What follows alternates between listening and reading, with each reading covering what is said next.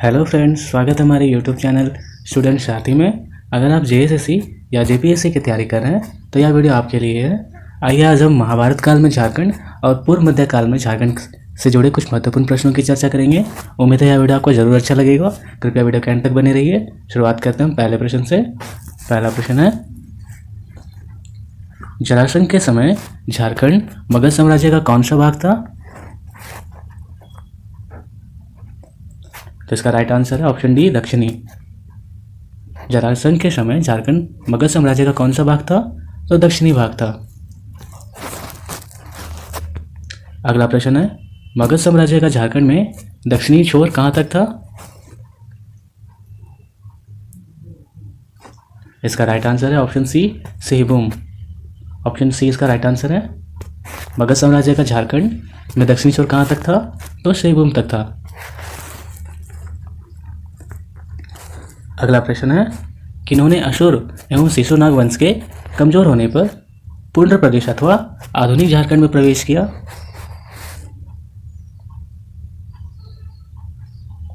इसका right answer है option D, मुंडा।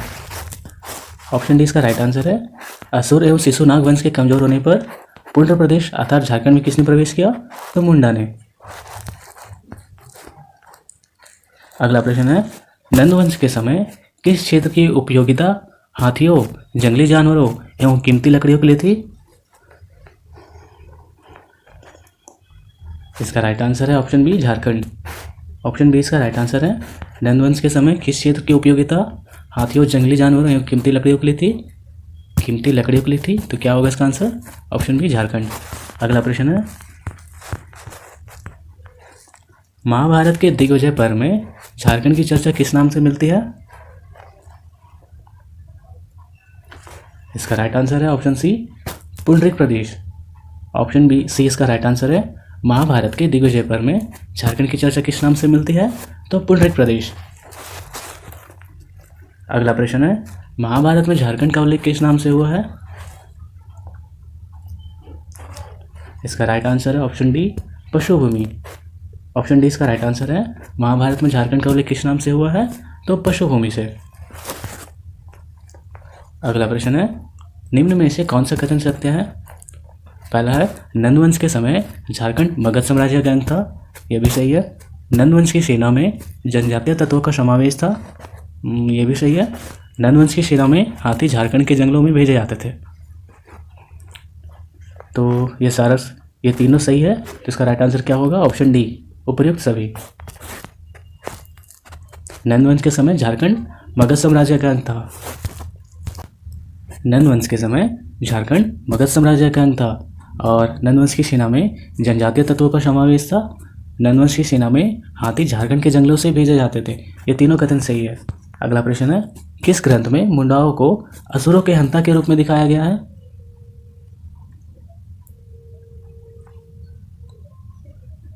इसका राइट आंसर है ऑप्शन बी, पुराण। पुराण इसका राइट आंसर है। किस ग्रंथ में मुंडाओं को असुरों के हंता के रूप में दिखाया गया है? तो पुराण में मुंडाओं को असुरों के हंता के रूप में दिखाया गया है। अगला प्रश्न है, किस ग्रंथ में झारखंड को नागखंड या नागद्वीप भी कहा गया है? इसका राइट आंसर है ऑप्शन ए, विष्णु पुराण। विष्णु पुराण में झारखंड को नागखंड या नागद्वीप भी कहा गया है। अगला प्रश्न है, महाभारत में उल्लेखित नागखंड की आकृति कैसी थी? महाभारत में उल्लेखित नागखंड की आकृति कैसी थी, अर्थात नागखंड किसको कहा गया? तो झारखंड को। तो महाभारत में उल्लेखित झारखंड की आकृति कैसी थी? इसका राइट आंसर होगा ऑप्शन बी, अर्धचंद्राकार। महाभारत में उल्लेखित नागखंड की आकृति कैसी थी? तो अर्धचंद्राकार थी। अगला प्रश्न है, महाभारत काल में किस क्षेत्र को नागदिशुम भी कहा जाता था? तो इसका राइट आंसर है option C, Jharkhand. Option C इसका राइट आंसर है। महाभारत काल में किस क्षेत्र को नागदिशुम भी कहा जाता था? तो झारखंड को। महाभारत काल में झारखंड को नागदिशुम भी कहा जाता था। आगे देखते हैं, पूर्व मध्यकाल में झारखंड से जुड़े कुछ महत्वपूर्ण प्रश्न है। पहला प्रश्न देखते हैं क्या है, 9वीं शताब्दी के उत्तरार्ध में किस वंश ने झारखंड के सीमावर्ती इलाकों पर कब्जा कर लिया था? 9वीं शताब्दी के उत्तरार्ध में किस वंश ने झारखंड के सीमावर्ती इलाकों पर कब्जा कर लिया था? तो इसका राइट आंसर है option A, Gurjara Pratihara. Option A इसका राइट आंसर है। 9वीं शताब्दी के उत्तरार्ध में गुर्जर प्रतिहार वंश ने झारखंड के सीमावर्ती इलाकों पर कब्जा कर लिया था। अगला प्रश्न है, पाल शासक महेंद्र पाल के समकालीन नागवंशी राजा कौन था?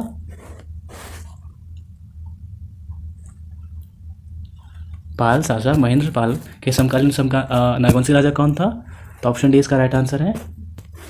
मोहन राय और प्रताप राय पाल शासक महेंद्र पाल के समकालीन नागवंशी राजा थे। महेंद्र पाल के समकालीन नागवंशी राजा कौन थे? तो मोहन राय और प्रताप राय। अगला प्रश्न है, घाघरा बाना स्थित हापा मुनि गांव का महामाया मंदिर किस काल का प्रमाण है? घाघरा बाना स्थित हापा मुनि गांव का महामाया मंदिर किस काल का प्रमाण है? तो ये किस काल का प्रमाण है? घाघरा बाना स्थित हापा मुनि गांव कहाँ है? तो गुमला में है। गुमला के हापा मुनि गांव में महामाया मंदिर है। ये किस काल का प्रमाण है? तो पूर्व मध्य काल का। ऑप्शन बी इसका राइट आंसर है। घाघरा बाना स्थित हापा मुनि गांव का महामाया मंदिर किस काल का प्रमाण है? तो पूर्व मध्य काल का प्रमाण है। अगला प्रश्न है, पहली बार झारखंड का उल्लेख किस राजा के ताम्रपत्र में मिलता है? पहली बार झारखंड का उल्लेख किस राजा के ताम्रपत्र में मिलता है? ऑप्शन ए इसका राइट आंसर है, नरसिंह देव द्वितीय। नरसिंह देव द्वितीय के ताम्रपत्र में झारखंड का उल्लेख मिलता है। अगला प्रश्न है, किस राजा ने 12वीं सदी में प्रिंटिंग मिस्टेक है मेरे दोस्तों, किस राजा ने 13वीं सदी में खुद को झारखंड का राजा घोषित किया? इसका राइट आंसर है ऑप्शन बी, जयसिंह। किस राजा ने 13वीं सदी में खुद को झारखंड का राजा घोषित किया? तो जयसिंह ने। जयसिंह कहाँ से थे? तो उड़ीसा के राजा थे। अगला प्रश्न है, किस कवि के सांस्कृतिक परंपरा से झारखंड का संबंध रहा है? किस कवि के सांस्कृतिक परंपरा से झारखंड का संबंध रहा है? तो ऑप्शन डी इसका राइट आंसर है, जयदेव। कवि जयदेव के सांस्कृतिक परंपरा से झारखंड का संबंध रहा है। अगला प्रश्न है, पूर्व मध्यकालीन संस्कृत साहित्य में झारखंड को क्या कहा जाता था? इसका राइट आंसर है ऑप्शन बी, कलिंग। पूर्व मध्यकालीन संस्कृत साहित्य में झारखंड को कलिंग कहा जाता था। अगला प्रश्न है, इटखोरी स्थित मां भद्रकाली की मूर्ति का निर्माण किस काल में हुआ था? इटखोरी आपका कहाँ है? तो चतरा में है। इटखोरी कहाँ है? तो चतरा में है। इटखोरी स्थित मां भद्रकाली की मूर्ति का निर्माण किस काल में हुआ? तो पाल काल में। ऑप्शन सी इसका राइट आंसर है। इटखोरी स्थित मां भद्रकाली की मूर्ति का निर्माण किस काल में हुआ? तो पाल काल में। अगला प्रश्न है, गजघंट राय ने किस मंदिर का निर्माण करवाया था? गजघंट राय ने किस मंदिर का निर्माण करवाया था? इसका राइट आंसर है ऑप्शन ए, महामाया मंदिर। ये महामाया मंदिर कहाँ है? तो गुमला में है। ये गजघंट राय किस मंदिर का निर्माण करवाए थे? तो महामाया मंदिर का। कब करवाए थे मेरे दोस्तों? तो 908 ईस्वी में महामाया मंदिर का निर्माण करवाए थे। अगला प्रश्न है, रजरप्पा के छिन्नमस्तिका शक्तिपीठ की स्थापना किस काल में की गई थी? इसका राइट आंसर है ऑप्शन बी, पूर्व मध्यकाल। पूर्व मध्यकाल में रजरप्पा के छिन्नमस्तिका शक्तिपीठ की स्थापना की गई थी। याद रखिएगा मेरे दोस्तों, पूर्व मध्यकाल से संबंधित जितने भी मंदिर है, जितने भी क्षेत्र है, कौन कौन से हैं? पहला महामाया मंदिर, इनका भी संबंध पूर्व मध्यकाल से है। दूसरा टांगीनाथ का मंदिर जो कि गुमला में है। तीसरा छिन्नमस्तिका शक्तिपीठ, ये आपका कहाँ है? रामगढ़ में। और चौथा इटखोरी। ये चारों जगह का संबंध कहाँ से है? तो पूर्व मध्यकाल से है। अगला प्रश्न है, गजघंट राय ने महामाया मंदिर का निर्माण कहाँ करवाया था? कहाँ करवाया था मेरे दोस्तों? ऑप्शन सी इसका राइट आंसर है। महामाया मंदिर कहाँ है? तो गुमला में। कब कराया था गजघंट राय ने इस मंदिर का निर्माण? तो 908 ईस्वी में। अगला प्रश्न है, गुमला चैनपुर के निकट टांगीनाथ के प्रसिद्ध मंदिर का निर्माण किस काल में हुआ था? मैंने बताया ना मेरे दोस्तों, टोटल 4 स्थान है, महामाया मंदिर, टांगीनाथ मंदिर, छिन्नमस्तिका शक्तिपीठ और इटखोरी। इन चारों मंदिरों का आपका संबंध पूर्व मध्यकाल से है। इसका राइट आंसर क्या होगा? ऑप्शन डी, पूर्व मध्यकाल। टांगीनाथ के प्रसिद्ध मंदिर का निर्माण किस काल में हुआ? तो पूर्व मध्यकाल।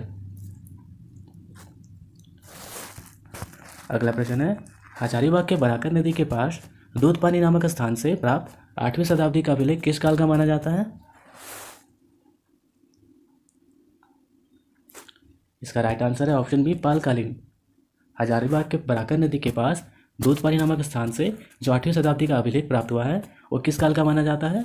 तो पालकालीन। अगला और आखिरी प्रश्न है मेरे दोस्तों, झारखंड में जितने भी राजवंशों की स्थापना हुई वे अपने आप को क्या कहते थे? इसका राइट आंसर है ऑप्शन ए, क्षत्रिय। झारखंड में जितनी भी राजवंशों की स्थापना हुई वे अपने आप को क्या कहते थे? तो क्षत्रिय कहते थे। ऑप्शन ए इसका राइट आंसर हो जाएगा। झारखंड में जितने भी राजवंशों की स्थापना हुई वे अपने आप को क्या कहते थे? तो क्षत्रिय कहते थे। आज का सेशन यही समाप्त होता है मेरे दोस्तों। अगर वीडियो आपको अच्छा लगा हो तो लाइक, शेयर और सब्सक्राइब जरूर करें ताकि झारखंड से जुड़ी हर एग्जाम की लेटेस्ट अपडेट सबसे पहले आपको मिले। वीडियो के एंड तक बने रहने के लिए धन्यवाद।